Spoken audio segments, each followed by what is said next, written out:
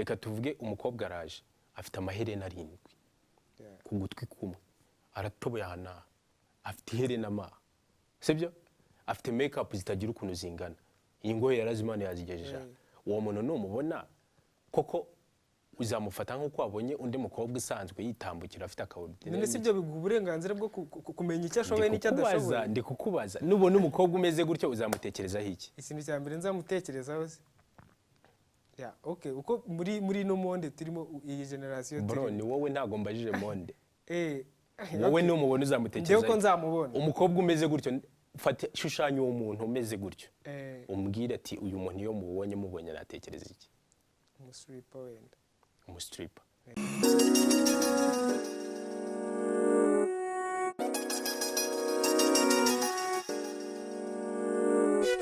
What's up people, what's up Rwanda, what's up bakunzi ba Anda. Iki ni kiganiro abubu ngiye banyita Greg nk'ibisanzwe ndi kumwe na mugenzi wanjye Clement.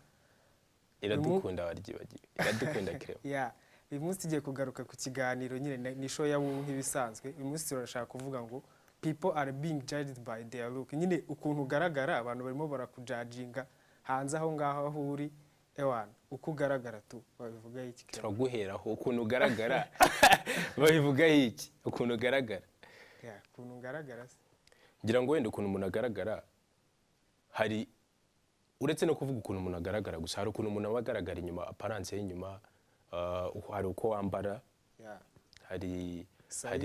hari size hari uburyo uhitamo nyine kugaragara uburyo yogoshesha uburyo uconga ubwanwa bwawe cyangwa ukabwogosha hari n'ibindi bintu tutagarukiye ku kwambara gusa hari n'ikindi kintu icyo ukora icyo wahisemo gukora nimba uri umunyamuziki nimba uri iki ibyo bintu abantu bakabifata bakabigenderaho bakumva yuko bazuburiwe bakahita babumva nyine wowe uri inyuma gutyo uko bakubona inyuma bigahita bibaha ishusho y'uwo uriwe imbere bigahita biheraho ahantu twahera ni tuvuge twihe nk'urugero ugiye nko kwaka akazi ufite dread Clement uyu nguyu tureba agiye kwaka akazi afite dread uhita umutekerezaho iki mbere na mbere tuvuge agiye nko kuba nka manager ahantu tu yatsa akazi afite dread ikintu cya mbere utekereza ni iki wowe wahita witekerezaho iki mbere na mbere njye imana ndabyumva njye ntabwo ndi urugero rwiza uramutse no narongeye ako genza abantu benshi bagenda bakubwira akakubwira ati nshobora kujya kwaka akazi nimba nk'ubu ngubu ngiye kwaka akazi tureke kuvuga dread mfite umusatsi ungana n'uwo wawe nkabanza nkawogosha ngasigaho ka ordinaire cyangwa akantu gakeya agasatsi gakeya nkabona kujya kwaka akazi kubera ko nzi ko ngiye meze gutya ntago wakwita ku byo nje kubabwira no kwita kuri dreads bakavuga ati rero ntago dukeneye abapushayi ushobora kuba uno muri company yacu ibyo ngibyo nyine bikaba byakwimisha ese biba ari ngombwa ubundi uri kumbaza ndikukubaza wasubije se wowe bikansubize nta kibazo ariko ngiye numva bitari ngombwa kubera ko nyine n'ubundi experience umuntu acamo mu buzima nta hantu igihurirana ntuze mbere na mbere n'ibintu umuntu nyine n'ukuntu asa ibyo wiyogoshesha ni iki ikindi kuba warize ntago nanone wajya kurebera ubumenyi umuntu afite ngo ujye kurebera muri dread wenda hari nk'abantu ushobora kuvuga ati wenda reka nisanishe n'izo dread mfite ariko si byo bagahereyeho nyine bajya kukujudginga bavuge ngo ukusanye nibwo bumenyi ufite ni naho ubumenyi bwawe bugarukira niyo limite ufite nyine tu niko ngiye mba mbyumva ntago ariko bagakwiye kujya babigenza none se ntago wemera ko ushobora kubona umuntu wowe ubwawe ukabona ukuntu areba ukagira ikintu umwibazaho ubundi kubera icyo abantu bakwibazaho nuko ugaragara nyine nuko ugaragara reka tuvuge umukobwa araje afite amaherena 7 ku gutwi kumwe aratoboye hana afite iherena ma sibyo afite makeup zitagira ukuntu zingana iyi ngoye yarazimana yazigejeje uwo muntu numubona koko uzamufata nko wabonye undi mukobwa isanzwe yitambukira afite akawurudine none sibyo biguha uburenganzira bwo kumenya icyo ashoboye n'icyo adashoboye ndi kukubaza nubona umukobwa umeze gutyo uzamutekerezaho iki ikintu cya mbere nzamutekerezaho se okay uko muri no monde turimo iyi generation bro ni wowe ntago mbajije monde wowe ni umubona uzamutekerezaho ndeko nzamubona umukobwa umeze gutyo fata shushanya uwo muntu umeze gutyo umbwire ati uyu muntu iyo mubonye natekereza iki umustripper wenda umustripper ibaze uhise ugera kuri conclusion nibigezeho bite gukora visage nyine man sometimes ntago wajya kuvugana none ngo abantu bajudginga ntago baba bafite ikintu ntabwo baba badafite ikintu baheraho.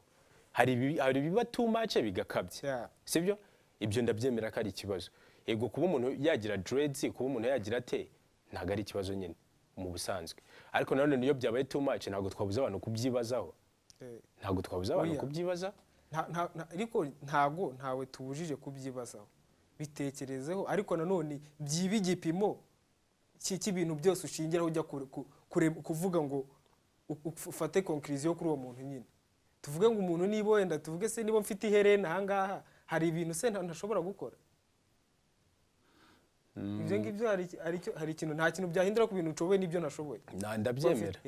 Ndabyemera ariko nanone hari ikintu kigufasha nyine kuba cyane cyane nimba tugiye nko muri area y'akazi. Bigufasha nyine gukorana n'umuntu wumva nyine uri comfortable gukorana nawe. Wumva wanabana nawe no mu buzima busanzwe, sibyo? Ako reka tuve kuri mu kazi.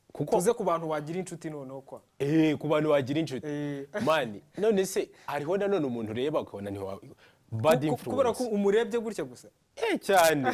Ako reka nkwereke. Kumugira inshuti nta. None se gereka nkubwire. Nzahure n'umutipe wambaye ijipo. Deja se nawe urarengereye aho ngaho. Ndengereye ikize. Umutipe wambaye ijipo mwaba inshuti. No. Mwakorana.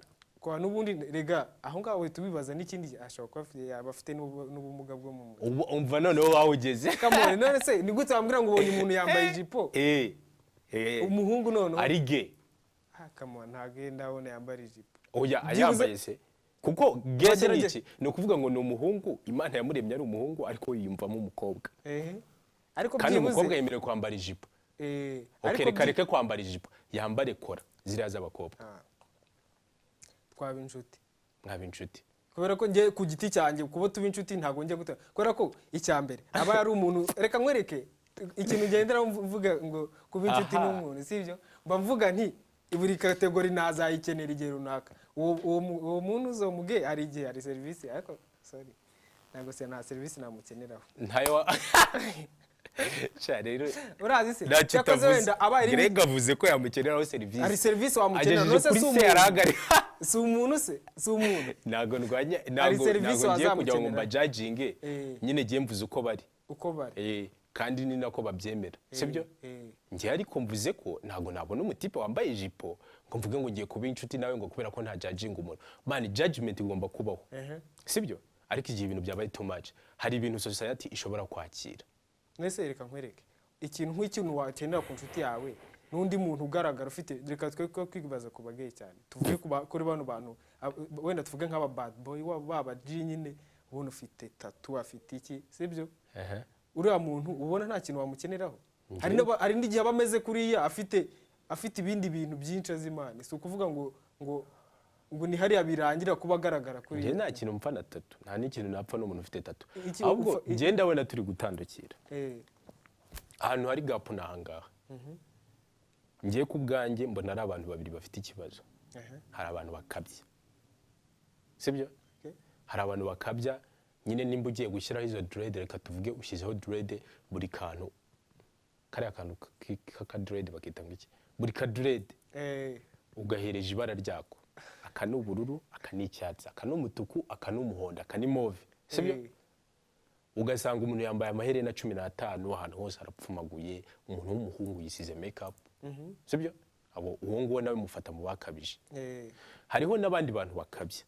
Cyane cyane abantu bakuru. Ugasanga umupeti nimba yiyogosheshe tuvuge nakanze no mu kintu cyoroheje ra. Umuntu yogoshe wenda turakushe ni pink. Iya pink ukabona nyine hano kuranga maze. Biroroshye afite umusatsi nk'uwo wawe fata uwo musatsi ushyireho n'ubwanwa budasokoje umuhina sandari nk'iza titi. Uri kumva? Umwe ni kautura ya titi cyaya ya royike. Fata ikabutura ya royike uyambare wambare za sandari za titi ajya zana muri show ubundi ushyireho n'uwo musatsi wawe n'agasengeri kakagisha. Sibyo? Uragiye uwo muntu yamubona wenda akavuga ati ni umuntu bahuriye mu muhanda sibyo? Man nta kintu kidasanzwe yambaye isengeri rwose kubona umuhungu yambaye isengeri ntago ari ibintu bya danje. Kubona umuhungu yambaye ikabutura si ibintu bya tari. Kubona umuntu yambaye inkweto zidafunze ntago ari ibintu bya danje kuko harashyuha sibyo? agahita yumva byacitse. Umwana kwa runaka yabaye kirara, reba ukuntu asigaye ameze, reba urusatsi barara nta kintu yakimarira, yararumbije cyane imbari n'umubyeyi wawe, ndarumbije bigenze gutya na gutya na gutya. Sibyo? Ibyo nibyo mbonamo ikibazo, izo kote ebyiri. Abantu bafata ibintu bidakaze bakabikaza cyane, n'abandi bantu bafata ibintu bakabijyana ku rundi rwego. Okay, reka nkwereke. Ngira ahubwo ahantu byumva nk'ikibazo, sibyo? Ni hahandi wenda nyirukubigira, sibyo? Tuvuge ufite ibyo bintu byose bituma umuntu wese buri muntu wese yaheraho kujudginga, sibyo? Ukabifata, tuvuge niba ufite wenda ubwogosha iyo kwafe, ufite iyo dread, ufite izo tattoo, ufite iki, sibyo? Cyangwa se tuvuge rega twigarukira kuri ibi, tuvuge urabyibushye cyangwa uragize urananutse, ukora ko nyine ushobora kubona nk'umuntu unanutse cyane, ko tuvuga ati n'umuntu ashobora kuba ari umunebwe, nta nyine agenda ari slow byatari, cyangwa se ukabona umuntu, sibyo? Arananutse ukavuga ati nta kabaraga, ibintu byose yakora nta kabaraga yashyiramo, sibyo? Ikibi rero ngiye mbona ni kibi, nuko umuntu yahera aho ngaho, urumva avuga uti ngewe nibo meze gutyo, ugahita ufitinga nyine ukagerageza gufitinga muri cya kintu nyine umuntu yaheraho akujudginga. Tuvuge niba ufite iyo tattoo nyine tuvuga ati man hari ibintu bitazongera kumbaho, abantu bafite tattoo bitwara gutya na gutya, ngomba kujya nitwara gutya. Ubwo bishatse kuvuga ngo bya bintu biri inyuma handi nyine outlook yawe bitangiye ku impactinga nyine wa wundi urimo imbere, sibyo? Bitangiye kumucenginga. Kwa kundi niba unanutse avuga ati ba bantu bananutse n'ubundi bagira ubute nta kabaraga, nawe nyine ukagenda ukibera uwo nguwo. Numva ko aribwo byaba ari ikibazo ibyo ngibyo. Aho ngaho giye turatandukanye. Kubera ko giye mbyumva yuko wamugane bya bintu umuntu yagiye gushyiraho yabihisemo, dufite tuzi neza abandi bantu babifite, biba bijya gusa koko n'ikintu yashakaga gukora. Kuko jewe ntago uzambwira ngo umuye n'umuntu yambaye jezi ya Arsenal, umbwiye ngo uriya muntu buriya rwose ngo nubwo yambaye jezi ya Arsenal ariko probably ikigaragara cyane rwose ashobora kuba ari umufana wa Man U. Nkubona wambaye jezi ya Arsenal, ikintu cya mbere nzabona na Arsenal, nzagutekerezaho kuba ushobora kuba uri umufana wa Arsenal.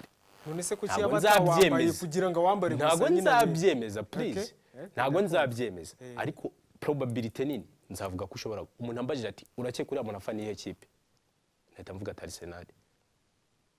Urakeka? No gukeka, ariko probability nini nzayiha Arsenal. Rero ntago nzabona wa mugani uri gukora ibintu bituma nyine nagukeka y'ibintu ngo mbure kubikekana uburenganzira bwanjye. Ako se bituma ufata conclusion?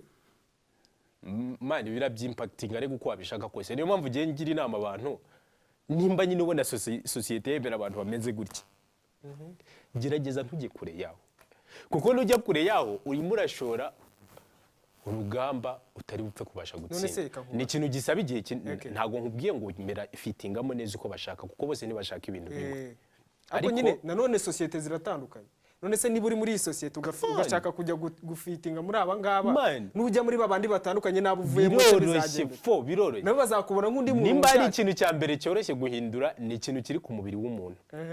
Nimba mfite umusatsi no munsi, ejo ninjye hari abakeneye kogosha nzogosha cyane. Umva mubwira ikintu ndi kubivugira amana, udatuma abantu babura kubyumva kandi ari ingenzi. Mubwira ikintu ndi kubivugira. Twebwe nitwe cyane dukeneye liberté, sibyo? Kandi twebwe nta hantu turagera. Abantu dukeneye cyane nibo bari kwitubuza, sibyo?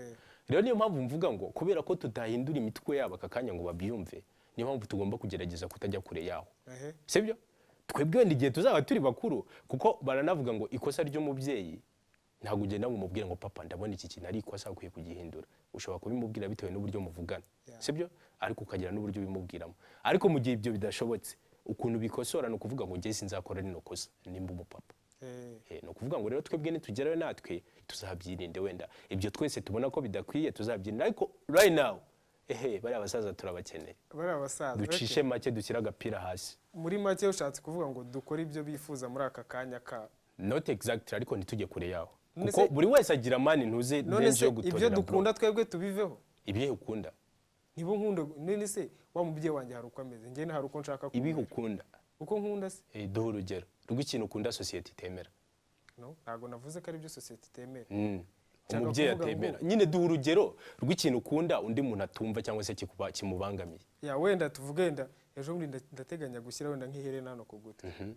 Ninde utabyemera? Hari uzabibona ka judging. Inde ndamuzi se uzandeba icyo gihe nimba uzi ko mama umuntu uzakubona mu muhanda akakujajinga mani erega uzakubona mu muhanda wo nimbura mukoro sibyo umva reka nze nkwereke nimba ari mama wawe uzakujajinga kubera kwambaye iherena uzagure rya rindi bakuraho si ari removable none ugera mu rugo uri kureho kuko nagushaka ko mama wawe mu bimuteze intambara nusohoka ugakubite ugende uzi ikintu icyo bita hari umugani mu Kinyarwanda bajya bavuga ngo nukurimba w'inkoko kurimba w'inkoko kurimba w'inkoko ya inkoko ni ishobora kubisa neza akakanya ejo ikahita igenda ikarahibi none ubwo nukujya ndishyiraho ejo nkarikura wayi kubera iki kandi numva mbishaka kubera ko mani ushaka ubuzima bro kandi buva kuri mama wawe abantu bari badukurikiye ushaka no kutamubabaza cyane abantu bari badukurikiye turabashimiye ikiganiro nabo ubu kiraryoshye cyane see you guys man mukore subscribe share muduhe commentaire muduhe feedback